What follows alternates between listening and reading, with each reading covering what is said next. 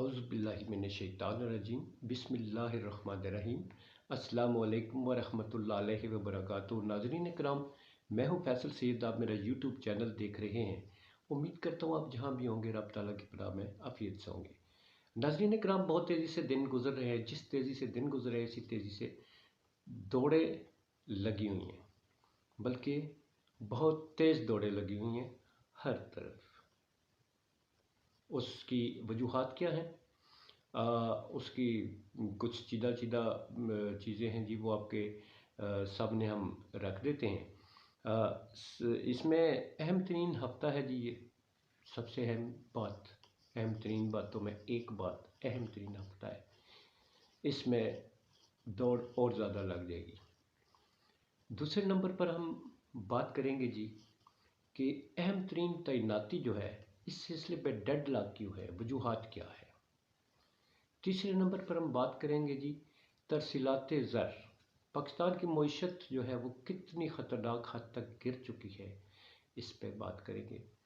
चौथे नंबर पर बात करेंगे जी इंसाफ के हसूल के लिए अब अरकान पार्लियामेंट जो है वो अदालत जाने के लिए तैयार है। अदालत का दरवाज़ा खटकाएंगे, इंसाफ नहीं मिल रहा, थाने और पुलिस में तो इंसाफ नहीं मिल रहा, तो अब वो अदालत जाएंगे। तो सबसे पहले हम बात कर लेते हैं जी कि ये हफ्ता अहम तरीन क्यों है। आपको पता है कि यहाँ पर इलेक्शन जो है उसको लेके बैठे हुए हैं। इलेक्शन नहीं करवाना, इस इलेक्शन को तूल कैसे देना है, या इस इलेक्शन को अगर अगले साल पर लेके जाना है, अगले साल भी अगर इलेक्शन ना करवाया जाए, एक साल मज़ीद इसको डिले कर दिया जाए, तो उस पर अब जो है आपस में मशावरत जारी है, एक हट दर्मी है और मुल्क को एक आपने जमूद का शिकार कर दिया है। हमारी हर तरह की माशी तरक्की रुकी हुई है। इसमें अहम तैनाती जो है जी उसको लेके एक बहुत बड़ा बहरान पैदा हुआ है। हमारे सारे इस वक्त बहरान जो है मुल्क में, वो इन सियासी लोगों ने, स्पेशली जो सिटिंग गवर्नमेंट है, इसने अपना सारा जितनी मसरूफियत है, जितनी तवज्जो है, जितनी इनकी तवन्नाइयाँ हैं, वो एक सियासी सारी जो इंतहाई अहम पोस्ट है उसकी तैनाती के लिए सर्व कर दी हैं। बाकी हमारा हर चीज़ जो है वो स्टक हो गई है। बहुत ही अहम हफ्ता है। इसमें तेज़ी से बदलते हुए हालात किसी तरफ भी लेके जा सकते हैं। दूसरे नंबर पर हम आते हैं जी इस तरफ के तरसीलात ज़र जो है पाकिस्तान की इकानमी। आपको पता है कि इस वक्त जो इन दिनों में जो एक महंगाई का तूफ़ान आने वाला है, उससे शायद हम अभी बेखबर हैं, क्योंकि इस वक्त जो मुल्की हालात है और हमारी मईशत ज़र मुबादला के ज़खायर हैं वो ख़तरनाक हद तक गिर चुके हैं। सऊदी किंग जो है, जिनसे सऊदी जो क्राउन प्रिंस हैं, जिनसे हमारी उम्मीदें थीं, वो आते तो वाकई हमें बहुत सहारा मिल जाता। हमारे कोई वो कहते हैं ना, डूबते को तिनके का सहारा, ये बहुत बड़े तिनके का सहारा मिल जाता। मगर उनका ना आना, वो उनके ना आने की वजूहात क्या हैं जी? उनके ज़ाहिर है यहाँ पर जो एम्बेसडर हैं उन्होंने उन्हें इत्तला दी होगी कि यहाँ पर अभी अगर आते हैं तो इस गवर्नमेंट का तो पता ही नहीं है, इलेक्शन जो है उनकी डायरेक्शन नहीं है और अवाम सड़कों पर है। इमरान खान साहब जो है वो अपने इलेक्शन के लिए जो है तो डिमांड कर रहे हैं, तो आप किसके साथ किसको इमदाद देंगे? ज़ाहिर है जब कोई सिटिंग गवर्नमेंट होती है और जिसकी आगे मुस्तकबिल होता है कि उसने कितना बैठना है, तो बात तो उसके साथ होती है कि इसके साथ हमने मुआहदा करना है। अब जिसका ये पता हो कि इनका पता ही नहीं है कल है या नहीं है, तो उनके साथ मुआहदे कैसे किए जा सकते हैं? फिर IMF का भी आप देख लें, IMF ने भी अभी झंडी कराई हुई है। तो ऐसे में मुल्क जो है वो कैसे चलाएंगे? आपको पता है कि बैरून मुल्क पाकिस्तानी जो हमें पैसे भेजते हैं पाकिस्तान में, उससे हमें कितनी बड़ी ज़र मुबादला के ज़खायर को जो है वो उसको सहारा मिलता है, उनको मुस्तहकम रखने में कितनी मदद देते हैं। वो भी हमारे तकरीबन 2.5 से 3% जो है वो कम हो गई है। तकरीबन जी ہمارے جو اس وقت مہنگائی کا طوفان آنے والا ہے، اس میں بہت بڑا کردار ہے، کیونکہ ہمارے ڈالر جو ہے جی وہ ابھی تک ہمارے قابو میں نہیں آ رہا۔ ڈالر قابو میں اس لیے نہیں آ رہا کہ زر مبادلہ کے ذخائر نہیں ہیں، ذخائر اس لیے نہیں ہے کہ جو باہر سے ترسیلات زر ہمیں پاکستانی بھیجتے تھے وہ بھی انہوں نے ہاتھ کھینچ لیا ہے۔ تو ایسے میں یہ حکومت کیا کرنے جا رہی ہے؟ اب اسحاق ڈار صاحب مجبوراً جو ہے تو امریکہ کو بتانے پہ آمادہ ہو گئے ہیں، بلکہ ایبسلوٹلی ناٹ کہنے پہ وہ بھی آ گئے ہیں کہ ہمیں مجبوراً رشیا سے لینی پڑے گی امداد، سستا تیل لینا پڑے گا، سستی گندم لینی پڑے گی، اور بھی اپنے ملک کے مفاد کے لیے اگر عوام کے لیے اگر آپ نہیں سوچیں گے تو آپ کے سامنے یہ حالات، مہنگائی تو کنٹرول کرنے میں وہ جتنے کامیاب ہوئے جی آپ کو پتہ ہی ہے، اس میں سارے تجربات جو ہیں اسحاق ڈار صاحب کے وہ فیل ہو چکے ہیں، اور فیل ہونے سے اب اس چکر سے نکلنے کے لیے اب اپنے آپ کدھر جائیں وہ، ان کو سمجھ نہیں آ رہی کیا کریں۔ ملک ہے جی، اس کو چلانا ہے۔ آپ تو آئے تھے مہنگائی ختم کرنے کے لیے، مگر مہنگائی ابھی جو اٹھنے والی ہے، اس پہ جو طوفان آئے گا، جو عوام میں ایک اور دھماکے ہوں گے عوام کی طرف سے، وہ آپ دیکھیے گا کہ عمران خان کے جلوسوں میں ایک تو 13 جماعتوں کا اکٹھ جو ہے وہ وجہ ہے، دوسرا مہنگائی کے آئے روز جو ہے اس میں ایک نیا رخ اختیار کرتی ہے، اوپر کی طرف جب کرتی ہے، جھٹکا مارتی ہے، تو اسی جھٹکے کے ساتھ عوام کی بہت بڑی تعداد جو ہے وہ پھر خان صاحب کے پاس آتی ہے، کیونکہ ابھی امید کی کرن خان صاحب بھی ہیں، ان کو تو دیکھ لیا یہ مہنگائی ختم کرنے آئے تھے تو وہ سامنے ہی آپ کے۔ اس کے بعد آپ آتے ہیں جی ہمارے جو اس وقت بہت ہی حساس نوعیت کا مسئلہ ہے جی، وہ ہمارے مسلح افواج کے سربراہ کی چناؤ ہے۔ آپ کو پتہ ہے یہ انہوں نے یہ کیا کرنے جا رہے ہیں؟ یہ ایک بہت ہی خوفناک قسم کی صورتحال کی طرف ملک کو لیے جا رہے ہیں۔ ان کو نہیں معلوم کہ ہماری جو ملک ہے یہ دنیا کا 9واں ایٹمی ملک ہے، اور ہماری مسلح افواج دنیا کی 142 ممالک میں سے، طاقتور ممالک میں سے یہ 7ویں نمبر پر ہے۔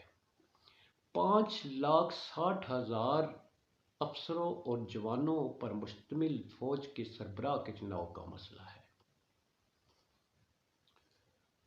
اور اتنے طاقتور عہدے کے لیے، اتنے کمپیٹنٹ پوسٹ کے لیے، کمپیٹنٹ جو اس وقت لسٹ میں آتے ہیں لوگ، ان کے چناؤ کے لیے یہ کیا کھلواڑ کھیل رہے ہیں؟ کیا آرمی چیف کوئی عام پوسٹ ہے جس کے لیے آپ کہتے ہیں کہ یہ ہماری مرضی کا بندہ آئے گا؟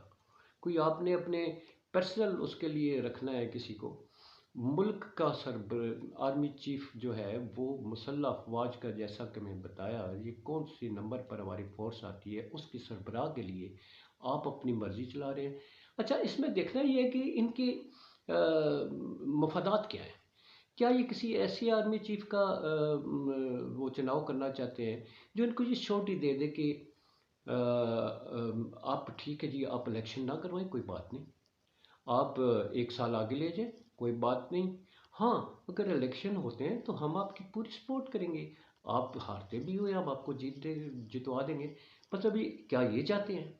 کیا جس بھی آرمی چیف کو لائیں گے وہ ان کی توقعات پہ پورا اترے گا؟ ایسا نہیں ہو سکتا۔ اتنی بڑی فوج، اتنی بڑی طاقتور فورس کا آرمی چیف معمولی چیز نہیں ہے کہ وہ ان کی خواہشات پر عمل کرے، جس کو بھی بٹھا دے، کمپیٹنٹ بندہ ہوگا جو بھی آئے گا، یہ اپنی مرضی سے لگا لے، یا جس میرٹ پہ آتا ہے وہ بھی، اور جس کو اپنی مرضی سے لگائے وہ بھی۔ ذرا تاریخ کے آئینے میں دیکھیں، جنرل ضیاء الحق صاحب جو ہیں وہ کتنے فرما بردار قسم کے جنرل تھے، اور میرا خیال ہے وہ میرٹ سے بہت دور ہٹ کر ذوالفقار علی بھٹو صاحب نے ان کا چناؤ کیا تھا۔ یا سنا ہے کہ ایک ضیاء صاحب بیٹھے ہوئے تھے اس کمرے میں، تو اچانک بھٹو صاحب آئے، تو ضیاء صاحب نے سگریٹ سلگایا ہوا تھا، اور بھٹو صاحب کے آنے کی اس احترام میں انہوں نے جلتا ہوا سگریٹ اپنی پاکٹ میں ڈال لیا تھا۔ پھر ضیاء الحق صاحب نے اس کے بعد کیا کیا؟ آرمی چیف از آرمی چیف، وہ کبھی آپ کے ساتھ آپ کے ناجائز خواہشات کی جو ہے نا وہ تکمیل نہیں کرے گا۔ اور اب وہ حالات کس طرح کے بنے، کیا بنے، یہ قومی اتحاد بنا اور یہ سیاسی لوگ، یہ سیاسی جماعتیں، وہ نو جماعتوں کا اتحاد، یہ بہت سارے عوامل ہیں جو بھٹو صاحب کے زوال کے پیچھے تھے، جن کے آگے اولادیں جو ہیں وہ ابھی اس گورنمنٹ پہ آ کے بیٹھی ہیں، ایک سٹنگ گورنمنٹ کو اتار کے اس کا وہ حصہ بنے۔ ان کے بڑے جو ہیں وہ بھٹو صاحب کی شہادت کے ذمہ دار ہیں، اور ضیاء الحق کے مارشل لاء لگوانے میں ان کا بہت بڑا اہم کردار ہے، اور جنہوں نے جو اب وہی ان کے اگلے جو نسلیں ہیں وہ اس دور کے کردار ہیں۔ تو بات یہ کہنے کی کہ مسلح افواج کی جو تعیناتی ہے جی، آرمی نے اپنی طرف سے ڈیسائیڈ کیا ہوا ہے۔ وہ سمری جو ہے اگر یہ ریجیکٹ کرتے ہیں تو پھر آپ دیکھیے کیا ہوگا۔ ایکسیپٹ کر لیں تو بڑی اچھی بات ہے، اگر ملک کے بارے میں سوچتے ہیں تو بڑی اچھی بات ہے، اس تعیناتی کو فائنل کر دیں۔ جو آرمی نے سمری بھیجی ہے وہ غلط نہیں ہوگی، اس لیے کہ انہوں نے اپنا ایک کرائٹیریا رکھا ہوا ہے جس کے مطابق وہ دیکھتے ہیں کہ یہ ڈیزرو کرتے ہیں صاحب اور ان کو آرمی چیف ہونا چاہیے۔ اگر آپ کہتے ہیں کہ نہیں یہ ہونا چاہیے، پھڈا یہیں پڑے گا، اور پڑا ہوا ہے، اور یہ کیا رخ اختیار کرے گا یہ انہی دنوں میں آپ کو اسی ہفتے میں پتہ لگ جائے گا کہ کیا ہوتا ہے۔ کیونکہ یہاں تو جناب سیاست میں تو انوکھا لاڈلا کھلن کو مانگے چاند، وہ چاند جو کھلن کو نہیں ملے گا آپ کو۔ یہ پاکستان ہے اور یہ افواج پاکستان ہے، یاد رکھیے، اس کو اپنی منشا کے مطابق مت چلائیے۔ جیسا وہ دفاع کرنے کے لیے اپنے سینے پہ گولیاں کھاتے ہیں اور وہ عزم کرتے ہیں، اپنے حلف کی پاسداری کرتے ہیں، اسی طرح وہ اپنے حلف پر ہی قائم رہیں گے، چاہے آپ اپنی مرضی کا جسے مرضی لگا لیں۔ ٹھیک ہے جی۔ اور اس کے بعد جناب آتے ہیں سیاست کی طرف۔ سیاست میں عمران خان صاحب جو ہیں وہ آپ کو پتہ ہے ہر روز اپنے انصاف کے لیے ایک ہی بات کرتے ہیں، الیکشن۔ ان کی کوئی ڈیمانڈ نہیں ہے، کوئی آرمی چیف ان کا مسئلہ نہیں ہے، کوئی کچھ نہیں ہے، ایک سیدھی سی بات، سمپل سی بات، وہ کہتے ہیں کہ الیکشن کا اعلان کر دیں۔ ان پہ یہ ایف آئی آر درج نہیں ہوتی، ہر دن وہ چیف جسٹس صاحب کو مخاطب کرتے ہیں، انصاف کی عدالت کا دروازہ کھٹکاتے ہیں۔ آج کتنی تکلیف میں انہوں نے خطاب کیا، ان کا وہ درد جو ہے وہ بڑھ گیا تھا ٹانگ کا، مگر وہ عوام میں ہے، عوام میں وہ عوام سے رابطہ نہیں توڑتے، اور وہ ہر دن وہ بات کرتے۔ اب جناب انصاف کے اصول کے لیے پی ٹی آئی کے 300 سے زائد ارکان پارلیمنٹ جو ہے انہوں نے ایف آئی آر کے اندراج کے لیے عدالت کا دروازہ کھٹکانے کا فیصلہ کر لیا ہے۔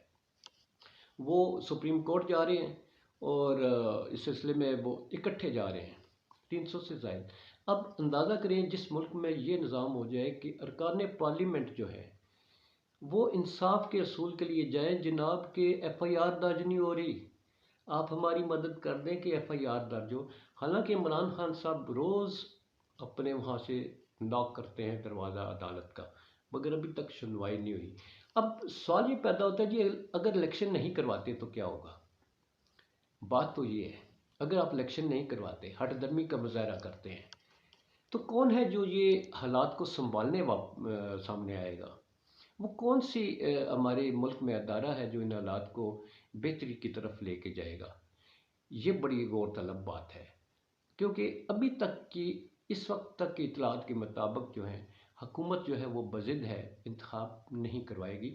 ان کی کنسنٹریشن جو ہے وہ انتخاب ہے ہی نہیں نا، ان کی کنسنٹریشن ہے سب سے پہلے آرمی چیف کی تعیناتی، اور دوسرا یہ لانگ مارچ کا جو ہے اس کو کیسے روکا جائے، یہ روک نہیں سکیں گے۔ اور جو اتنا بڑا یہ لانگ مارچ، جتنی بڑی یہ تعداد میں لوگ آ رہے ہیں، وہ دیکھیے گا کہ میں کہتا ہوں نا یہ ہفتہ بڑا اہم ہے۔ اس ہفتے میں لانگ مارچ جو ہے وہ کہاں تک پہنچ جائے گا؟ 22 نومبر بڑا اہم دن ہے، 22 نومبر نوٹ کر لیں، بڑا اہم دن ہے۔ لانگ مارچ کی جو ہے نا وہ ایک اس کے آنے سے پہلے شاید بڑے بڑے فیصلے ہو جائیں۔ اسی کے ساتھ میں اجازت چاہوں گا جی، اپنا بہت سارا خیال رکھیے گا۔ تو آئیے اپنی دھرتی ماں سب سے پہلے پاکستان زندہ باد، پاک افواج پائندہ باد، سلامت رہے، اللہ حافظ۔